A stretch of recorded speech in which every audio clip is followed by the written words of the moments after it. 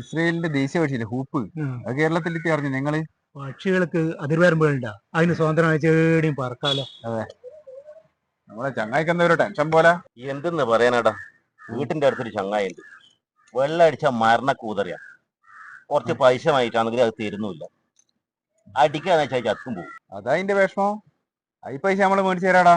അല്ലേ, ഇനി അതിന് ടെൻഷൻ അടിക്കണ്ട, നമ്മളത് എങ്ങനെയായാലും വാങ്ങി തരും. ആന്ന് ശരിയാവരടാ, വെള്ളടിച്ച മഹാമിഷ്ടിക.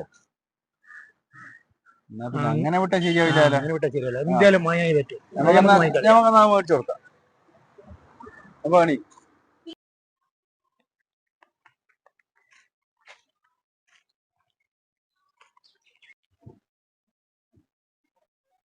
മണിയാട്ടണ ഇതേടി എല്ലാരും പോന്ന്. ഒന്നുമില്ല സ്വാമി, ഒന്ന് ഇടം വരെ പോന്നെയാ. നിങ്ങൾക്കൊരു പൈസ തരാനുണ്ട്, അതെന്നോട് മറന്നു പോയിട്ടില്ല. നാളെ തരാം കേട്ടാ. അത് സാരമില്ല സ്വാമി, അതെപ്പോ തന്നാ മതി. എന്നാ വരുന്നേ. എല്ലടാ, എനിക്ക് പോനെ കണ്ടതിന് പൈസ ഒന്നും വേണ്ടേ? അല്ല, ഇതെന്തും പറഞ്ഞ അങ്ങനെ വന്നിനി, പൈസക്ക് വേണ്ടിച്ചല്ലേ വന്നിനി. മീനോട്ട് നിങ്ങളെ സ്വാമിന്റെ മുഖം നോക്കിയാട്ടെ, ഇപ്പൊ എന്തൊരു ഐശ്വര്യമുണ്ട്. ഇനി മാലക ഐശ്വര്യം എന്ത് കൂതരാൻ ഞാൻ അറിയില്ല. സ്വാമി എപ്പോ ഇങ്ങനെയാണെങ്കിൽ ആ കുടുംബം രക്ഷപ്പെടുന്നു അല്ലേ. അതന്നെ.